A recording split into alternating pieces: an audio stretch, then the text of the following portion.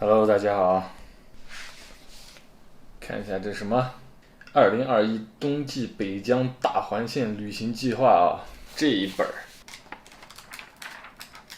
这么厚一沓，这是我制作的一份咱们自驾游的一个旅行计划啊。大家都知道我之前拍了很多自驾游啊、旅行之类的视频啊。那2020年呢，由于种种原因吧，出去玩的机会也比较少。那么现在呢，咱们趁这个冬天还没有结束啊，还有就是流氓们没有开学，我们趁这个2月底、3月初这个时间段，我们准备在新疆、在疆内来一个大环线的一个自驾游。那么我这个视频呢，一会儿就给大家分享一下我的这个出行计划。一会儿给大家在电脑上啊，电子版给大家来大概的介绍一下，顺便呢再给大家介绍一下我是怎么样来制作这个出行计划的，怎么样可以方便快捷的去做这样的一个计划。最早看我视频的人可能也知道，我是没有什么目的性的，也没有什么计划，就出去玩去了，很随意的。但是我觉得干什么事情嘛，都得有一个计划，这样的比较好一些啊。虽说计划赶不上变化，但是有一个计划总比你盲目的出去这样的要好得多。有变化咱们就变嘛，对吧？没变化咱们就按着计划来嘛，对不对？而且咱们这个东游新疆这个事情已经说了2年了，2020年春节没去成，雪地胎都准备好，今年入冬的时候你就去不成，那现在赶着冬季快结束了吧，咱们争取一下，看看能不能去一下吧，好吧，大家看一下。其实我有电子版，然后手机上也有，这手机上我也有一份，然后电脑上也有。为什么还要纸质版的呢？就是因为纸质版的咱们看起来比较方便嘛。现在很多人不喜欢看纸质的地图了，其实我还是比较喜欢用纸质地图的，因为纸质地图看起来比较直观一点。你在车里，你坐在那儿，有时候没信号什么的，可以翻一翻，或者说你要拿一支笔在上面写写画画呀之类的，对吧？我们可以打个勾，什么去过的地方勾一下，然后每一个地方要花多少钱，可以把这个金额啊什么写在上面。最后呢，总体你就会有一个总的一个概念啊。这些文案不是我自己写的，是贴下来的，然后配了几张图，大概是这样的。有30页啊，做了一份30页的 PPT 啊，差不多每一页纸是相当于一期视频。这次自驾游回来的话，至少可以出30期视频。好吧，那我先来给大家分享一下咱们出去自驾游的时候怎么样来快速的制作一个出行计划。首先我们打开地图软件啊，咱们在出行之前啊，一定要有一个大概的方向，必须要有一个大概的方向啊！如果没有大概的方向，你这个旅行计划是没有办法做的。我们先一个大概的方向，比方说我这次想出去的地方就是新疆的伊犁、塔城，然后喀纳斯、禾木村，然后乌鲁木齐，然后再回来，也就是北疆的一个环线吧，相当于。但是我又不想走回头路，那怎么办呢？咱们第一步就是要来规划自己的路线。那咱们既然心里面有了这么多个目的地吧，我们就先在地图上打好标记啊，比方说乌鲁木齐、贡乃斯、伊犁这些地方，咱们打好标记。打好标记了之后呢，然后我们再用手机用一些旅行 APP， 旅行方面的 APP 有很多啊，或者说视频 APP， 你就去搜你要去的这些目的地的一些景点、一些美食，然后一个一个搜，把你感兴趣的景点和美食全部在地图上打好标记。你看我这个上面就是密密麻麻打的全是标记，打好标记以后，然后比方说不在你计划之内的目的地，就比方说我现在要从库尔勒到伊犁，这区间呢，你有可能也会路过一些景点，但是你并不知道，所以说这一条路的区间我们也要去搜索一下，了解一下，看不要错过一些好的地方，对吧？我的这个思路大概就这样，先标记出大概的重要的几个点，然后连成一条自驾游的路线，然后再基于这些点和经过的路线去搜索一些景点或美食，大概是这样的一个思路，然后把这些点全部标记出来。标记出来之后呢，我们就可以来捋了，把这些是吧，把所有的景点，关于景点的图片、景点的介绍，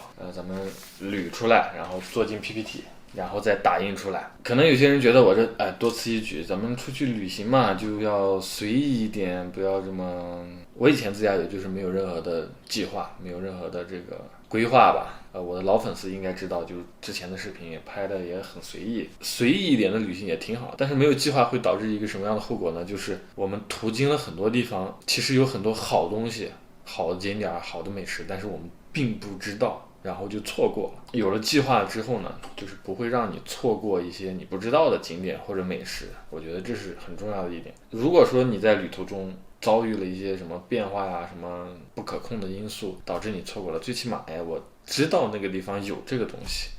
不会给自己留遗憾，最起码比不知道然后我就这样走过去了要好得多吧。旅行计划怎么制作呢？给大家先介绍到这里。那我现在就给大家来打开这个 PPT， 给大家来简单的介绍一下我这次旅行需要去哪些地方，然后要吃哪些美食要玩些什么好玩的吧。好，我们现在就打开这个 PPT， 这就是整个的旅行计划做了整整的30页。好吧，我们现在就从第一章开始给大家介绍。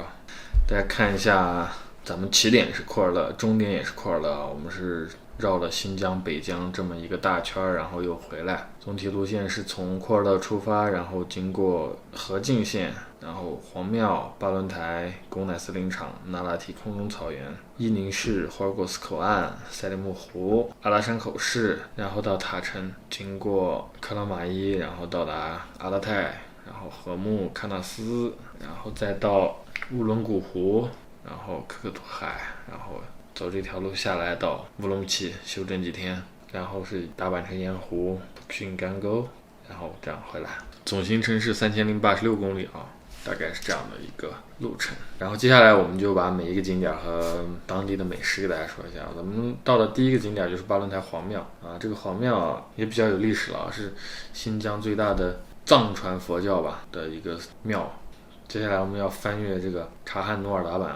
海拔是3680，3600这个高度在西藏不算啥，但是在新疆来说呢，都算是很高的一个达坂了。然后是艾肯达坂，艾肯达坂有3005米，没有察罕努尔达坂高。但是艾肯达坂非常重要的一个点是什么呢？就是伊犁河谷的最东端，它在喇叭口的位置。等到时候我到这个地方的时候，根据地理的情况，到时候再给大家介绍。然后贡乃斯林场的冬季也特别美丽，贡乃斯林场夏天特别好，很多人都去，但是冬天也非常不错。我之前冬季也去了，也拍过视频。如果大家感兴趣的话，可以先看我2019年冬季去的那一次的视频。然后阿尔仙温泉，阿尔仙温泉这个地方呢，路特别不好走，但是呢，2020年的夏天，通往阿尔仙温泉这条路被重新翻修了现在的路应该很好走，但是冬天我不知道能不能走通。这个温泉也是非常神秘的一个温泉。然后就是那拉提空中草原，冬季这个那拉提的空中草原夏天非常不错，但是冬天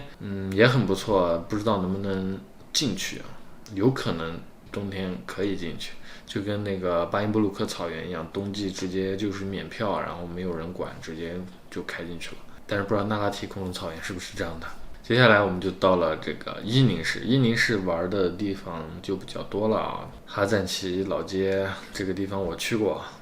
我也在这里面拍过视频，号称中国版摩洛哥但是我去过，我老婆和刘雯雯没去过，主要是带她俩去体验一下。然后特别有特点的就是伊犁熏房，熏马肠和熏马肉看看这个熏房我们能不能有幸去参观一下，顺便买点马肉或者马肠回来吃一吃。然后有一个特别网红的一个民宿叫梵净民宿，价格是499，但是适合夏天这个民宿也在这个哈赞旗的老街里面，但是冬天不知道是什么样的我们过去看一看。然后美食呢，就是汉人美食街新华路4巷，人均消费40，就是这里面什么都有，馕、烤包子、羊肉串，然后各种小零食、水果摊什么的，非常不错。然后网红美食玫瑰鸡腿汤15块钱一份大家看一下这个图片，非常的诱人然后俄罗斯列巴房，工人街10巷，看一下其实我对这个俄罗斯列巴是非常感兴趣的，这个面包非常的喜爱，我们到那里就可以吃到正宗的俄罗斯列巴了然后是伊利妮娜人馆，15年老店在网上搜的图，据说15年老店不知道怎么样，我们去尝试一下，看看跟我自己做的有什么不一样。然后就是果子沟大桥观景台，大家如果要玩果子沟大桥观景台的话呢，你千万不能走高速因为你走高速的话，你站在桥上你怎么拍桥呢，对不对？就是你骑驴怎么找驴呢，对不对？我之前路过果子沟大桥的时候，我就想拍，结果我发现高速根本没有停车的地方，也没有观景台，所以这次去咱们就要吸取上次的经验啊。如果你想欣赏果子沟的风景，又想观赏果子沟大桥的话，那么你一定要走国道，去到这个果子沟大桥的观景台。果子沟大桥和果子沟真的非常的美啊。然后出了果子沟呢，就来到了赛里木湖啊。赛里木湖的冬天非常的好看，大家直接看图就好了。有气泡冰，然后湖水特别的纯净啊，就是可以一眼从冰上一直看到水底，然后还有这个湖面的冰被推上岸了以后会形成这个钻石海滩，就跟冰岛一样啊。我那年也去了，真的非常好，非常的美丽。然后我们要路过这个阿拉山口市，阿拉山口市是口岸城市啊，中欧班列，咱们中国跟欧洲的这个贸易啊，火车啊，主要是从这个地方出境，到时候我们可以去看一下。然后接下来我们就来到了塔城啊，塔城的景点这个塔城红楼可以去转一转。咱们此行去塔城的目的主要是为了吃美食啊，塔城面包烤羊腿啊，这个是原版的原汁原味的。然后塔城的奶制品苏子别，然后塔城核桃乳酪包，塔城甜面包，这个塔城甜面包一定要抹上这个苏子别才非常的好吃。然后塔城的巴克图口岸，巴克图中哈边民湖市啊，可以买到很多哈萨克斯坦的一些小商品、零食啊什么的，非常的好。但是不知道现在这个口岸开没开啊？然后从塔城出来去往阿勒泰的路上，我们要经过一个非常厉害的路段，叫老风口。这个地方常年就是风很大哦，经常会发生这个雪灾。我有幸走过一次啊，风吹雪看不见路，非常的厉害这段路。然后咱们就到了冬季的喀纳斯啊，冬季的喀纳斯真的非常的美啊，比什么东北的北极村啊都要好看。冬季第一美景就在咱们的新疆喀纳斯的禾木村，对，看就是禾木村，我们就要去禾木村里面住一住木屋，非常好，童话世界般的地方。然后我们就到阿勒泰了，去阿勒泰的将军山滑雪场滑个雪，免费哦。将军山滑雪场免费哦，外地人凭身份证和酒店住宿凭证就可以免费滑雪3天哦，真的非常好。然后我们到这个乌伦古湖的海上魔鬼城，这个地方也非常的美，但是不知道冬天好不好看啊。然后我们就到了乌鲁木齐周边了，这个地方是昌吉的五江温泉城。咱们之前也玩了这么多地方了，赶路啊什么的，已经非常的疲惫了。然后我们就到这个温泉城，可以去泡泡温泉，放松一下。其实我们从阿勒泰到乌鲁木齐的这个途中呢，还有一个古海温泉在五彩滩，但是那个温泉，我为什么没选择呢？是因为它没有室内的这个。大家看一下室内的这个儿童游乐城啊，咱们带着小孩一定要选择这种可以有小孩玩的这种。虽然那个古海温泉也非常的好，是露天的户外的啊，冒着烟，然后外面还下着雪，你在那泡温泉非常好。但是我觉得小朋友去的话，搞不好会感冒，所以咱们还是去这个带室内娱乐设施的这种温泉城，这样比较好一点。然后泡完了温泉呢，我们就进入了乌鲁木齐。乌鲁木齐市好玩的好吃的就很多了啊。首先呢，我们就要去丝绸之路滑雪场滑个雪啊。这个丝绸之路滑雪场是咱们中国境内非常有名的一个滑雪场啊，我相信大家在抖音上应该刷到很多啊，到时候我们就去滑一下。然后就是乌鲁木齐美食啊，乌鲁木齐的最网红的就是丝路有约和田烧烤这个网红店啊，抖音上已经刷到无数遍了啊，我们一定要去尝一尝。据说人均消费在100到150之间，还是比较贵的。然后我又发现了一个比较便宜的地方，也装修也非常好，叫做可爱的新疆这个店啊，人均消费只有40块钱，非常的便宜，我们也可以去尝一下。然后就是我在某 APP 上搜到的这个汉腾格里米吉提烤包子啊，还有肉馕，它这个店有肉馕烤包子、骨头汤，坐在那好好的吃上一顿，咱们这个民族美食也非常的攒劲。然后就是这个曾经上过人生一串的这个苏拉伊曼烤羊肠子啊，你看这个图片上有烤羊肠子、假腰子、油包干，这样这个东西要好好的尝一下。然后就是鲍尔萨克早餐屋啊，这个店我曾经去过，也拍过视频。上一次去呢没有吃的尽兴啊，如果我们要再吃早饭的话，我们就再去一下。然后出了乌鲁木齐呢，我们返程的路上会路过这个柴窝堡，柴窝堡的辣子鸡非常的出名啊，新疆最好吃的辣子鸡就在柴窝堡，咱们去柴窝堡吃个新疆最正宗的辣子鸡，看一下这边的风力发电厂，然后我们就继续再往回走。然后我们就可以路过这个达坂城盐湖。达坂城盐湖是一个比较小众的一个景点，门票好像只有20-30块钱。这个盐湖不像那个青海那个盐湖那么大哦，但是它也是一个盐湖，我也没去过，所以路过嘛就去转转看看怎么样。然后就是托克逊拌面城了，托克逊的拌面城非常有故事的一个地方。然后就是干沟过了就到家了。好了，咱们这次旅行的计划就给大家介绍到这里。如果大家也想要我做的这份旅行计划的 PPT 呢，电子版呢，请大家给我点个赞、评论，然后关注我，然后我会把这个旅行计划电子版的下载链接放在视频的下方，大家有需要的话可以去自行的下载，好吧？那本期视频就到这里，我们下期再见，拜拜。